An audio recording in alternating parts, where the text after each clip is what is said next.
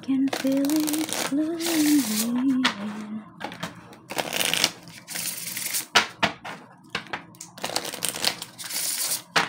Scorpio, tignan natin kung ano yung mensahe para sa'yo ngayon. Keep in mind po na ito ay general reading lamang, so hindi lahat ay makaka-relate. So be open-minded, pakilawakan po ang inyong isipan. At kung hindi pa kayo nakasubscribe dito sa ating channel, please subscribe na po and pahit na din ang bell button para lagi kang updated every time na meron tayong uploads.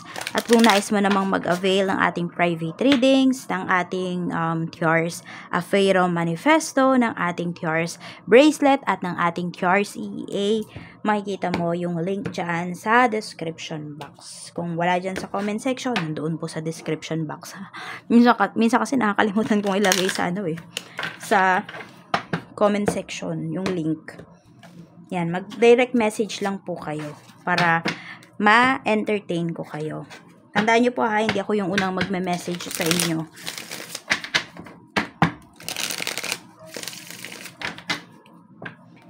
Tignan natin. We have tune into your soul. Ayan po. So, your soul is craving for something. Feeling mo ba you're not yet on your right path? We have number 48. Some of you pwedeng 48 years old na kayo pero hindi ka pa masaya sa career na mayroon ka. Meron bang nakaka-feel na ganyan? Hindi ka pa masaya sa life mo. Parang lagi kang may hinahanap-hanap, Scorpio. Ayan po.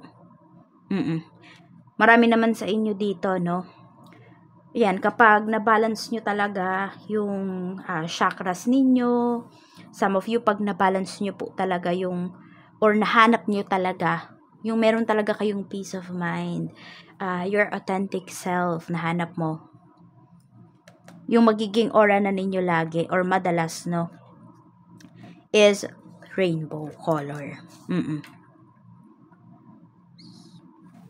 Tignan natin. So, we have number 48.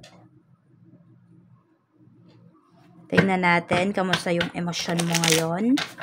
Your thoughts. We have Two of Pentacles. Ayan, nagdadalawang isip pa kayo dito. So, balance mo your chakras. Umpisahan mo po sa root chakra mo. Wait lang. Umuulan na naman. Sasara ko lang yung bintana. Okay, so yun nga, balance nyo yung inyong root chakra. Doon yung umpisahan. Huwag kayo magsisimula sa taas ha, sa crown chakra, pababa, mali yun. Dapat sa root chakra muna. So, yung ating Tiars Bracelet, nakakapagbabalance yun ng chakras. Oo.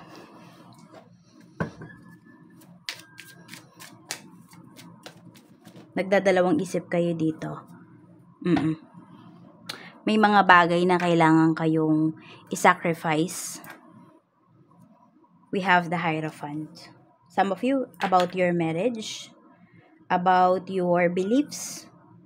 So, may mga bagay, may mga pinapaniwalaan pala kayo dito na hindi na nagmamatter sa life ninyo. Hindi na siya kumukonekta sa inyo.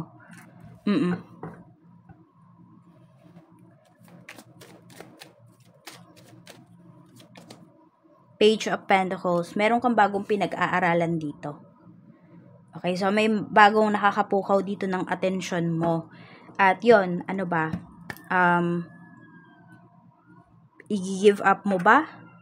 Ganyan? Or tutuloy mo pa rin? Panghahawakan mo pa rin yung pinaniniwalaan mo? Yan po. Pwedeng ito about to sa pagtatrabaho for some of you. Diba? Pwedeng meron kayong current career ngayon. Hindi na kayo masaya dyan, pero ayaw mong bitawan. Kasi kumikita ka pa naman. Tapos ito, meron nakakapukaw ng attention mo na malaki talaga yung kikitain mo. Kaya lang, kailangan mo po siyang pag-aralan. So siguro, ayan, wag mo muna itong i-give up kung ito man ay trabaho. Kasi nakakatulong pa talaga to sa'yo eh. Dito kasi pag-aaralan mo pa lang siya, hindi ka pa sure. So wag kayo masyadong magpadala sa emosyon ninyo. Check natin. Positive na pwedeng mangyari, we have the Fool. Meron tayo ditong 10 of Swords. So, makaka-pick up ka agad kayo kung may nanloloko ba sa inyo. Yung isang bagay ba na to, yung isang bagay ba na to mag-workout para sa'yo. May mga papeles na involved dito para sa'yo. Ngayong araw, we have the Tower. So, kung ano man tong mga nanloloko sa'yo or kung sino man tong mga nanloloko sa'yo, aalisin to sa buhay mo. Yan. So, whether love life ito, Scorpio, pwedeng, ayan, nagiging, your love life turns sour ngayon. Positive siya kasi pwedeng yung taong to niloloko ka. May betrayal pala tayo dito. Oo. So, kung sino man yung kakonect mo ngayon, yes, masasaktan ka, no? Pero this is for your own good. Yan, we have the Tower. Malalaman mo kung sino yung, yan, kung sino yung taong niloloko ka ngayon. Tingnan natin paano mo ba, sa paanong paraan mo ba mahuhuli or malalaman yung panloloko ng mga tao na yan. Through message, ayan po. Pwedeng ikaw mismo yung makakabasa ng message. Meron dito sa'yo mapapadala yung message. At meron po dito may messenger. I mean, pwedeng sa messenger mo maano, pwedeng rin na may magsasabi sa'yo dito with evidence. Kaya alam mo yun, hindi ka magdududa dun sa makikita mo, dun sa papakita sa'yo ng isang tao kasi may ebidensya. Negative na pwedeng mangyari, we have 8 of Pentacles. Meron tayo ditong 7 of Cups. At meron tayo ditong 9 of Swords. Ito, mukhang masasayang yung trabaho mo. So, kung may project dito, may mga paperworks kang gagawin, or merong nagpagawa sa'yo, kung meron kang skills, meron kang talent, so, isa yun sa mga, sabihin natin, diba? Gumagawa ka ng, sabihin natin, ano ba? Basta, meron kang ginagawa. Meron kang, sabihin natin, small business, Scorpio. Yan, no? Meron dito, masasayang yung effort mo. Puyat ka, tapos hindi kukuhanin. Sasabihin, ay, may nakuhanan na po kami. Natatandaan ko dati, nung nagbi-business pa ako, cake business, papagawa ng cake, no? So, hindi ako nanghihingi ng deposit. Ano yung tawag doon? Oo, yung 50% deposit, ganon. DP. Diba? Hindi ako nagaganon. Tapos, kinabukasan, so, nakapamili ka na ng mga gagamitin mo na materials, no? Buti na lang, hindi ko pa siya nabibake. Oo, ang gagawin, ay, pasensya na po, cancel ko na po yung order kasi may nag-sponsor na po. Yung ganon. What? Diba, mapapaewan ko na lang kung ano yung maiisip mo, masasabi mo. Diba, nang aabala. So, yun, baka maabala ka lang dito, kaya manghingi ka, 70% yung hingin mo. Or kung mahirap nga yung gagawin mo, talagang napaka mabusisi, ingan mo ng bayad na talaga para wala nang atrasan at hindi masayang dito yung efforts mo, yung pagpupuyat mo. Tignan natin pa kung ano yung mensahe pagdating naman sa iyong sa kaperahan. Okay, punta naman tayo pagdating sa iyong kaperahan. Meron tayo ditong 8 of Swords. Meron tayo ditong 8 of Wands. So, nakita ko dito, meron na namang dadaing sa'yo. I-neglect mo na naman yung sarili mo. Meron po kasi talaga mababait, no? So, we have 4 of Wands. So, yun yung nakikita ko. Meron ka na namang, parang ito din yun no? Uunahin mo na naman yung ibang tao kaysa sa sarili mo. Family mo yung lumalabas dito. So, pwedeng may dadaing sa'yo na family members in terms of finances. Tapos, ayan, magpapadala ka kaagad. Titipirin mo yung sarili mo. Kung anak mo to, at syempre, kailangan pa ng suporta mo, okay lang. Pero kung ito ay matatanda na, kaya nilang gumawa ng paraan, pag-isipan mong mabuti. Kasi may nawiwili po rito. No? Na gusto na lang lagi idadaing sa'yo. Kasi lagi kang nandyan, available ka, nagbibigay ka kaagad. We have the Sun. Pagdating naman to sa career, ayan, ito yung career mo. Kuha pa tayo. We have Knight of Pentacles. Ito, maganda naman daw yung career mo. Pwedeng hindi mo lang talaga siya na-appreciate. May hinahanap kang iba.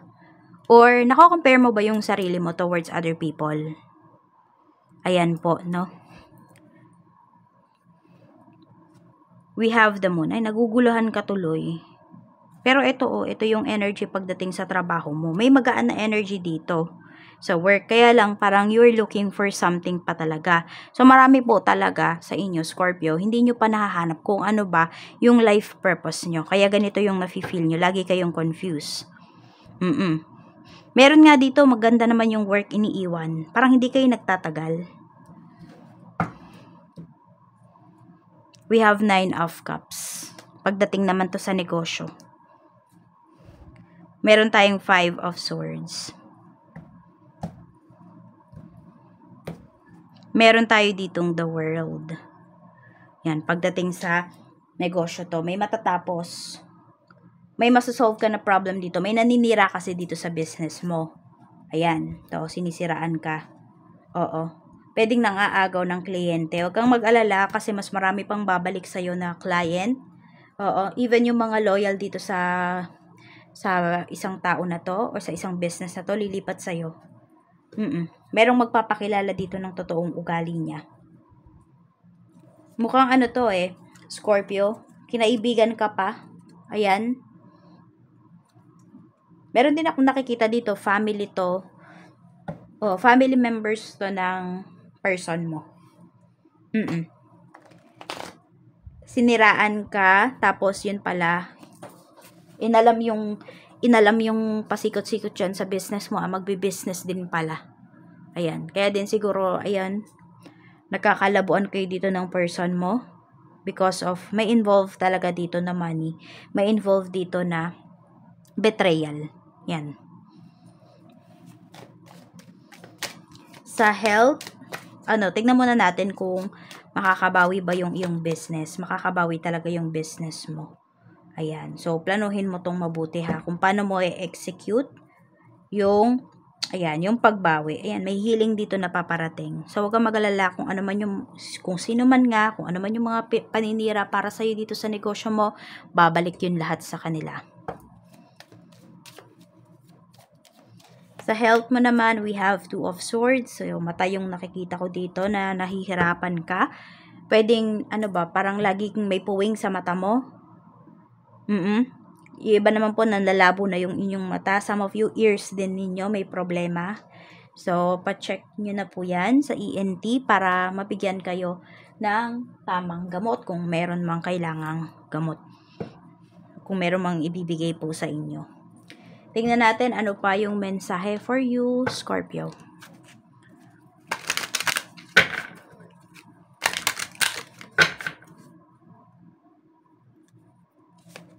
We have, don't back down. Sabi dito, stand up for what you believe is right. Ayun, so may mga paniniwala ka nga talaga dito na, sabi natin, na alam mo na mali. Pero, pinapaniwalaan mo pa rin ba? Oo. Diba? Kung alam mo naman daw na tama, di go. Kung alam mo na mali, you back down. Pero kung hindi naman mali yan, di go for it, diba? At, wala ka namang natatapakan na ibang tao. Investment. Sabi dito, investments made will have positive results that will bring prosperity. Invest wisely. So, saan nyo ba ini-invest yung pera ninyo? Kakatulong ba yan towards sa mga tao na nagdadrama sa inyo? Scorpio? Or ini-invest mo ba yan sa mga properties na magbibigay or sa mga business na magbibigay sa'yo ng passive income? No. So, choose wisely. Yan ang sinasabi sa'yo ngayon. Yan lang po. Maraming salamat. Ingat always.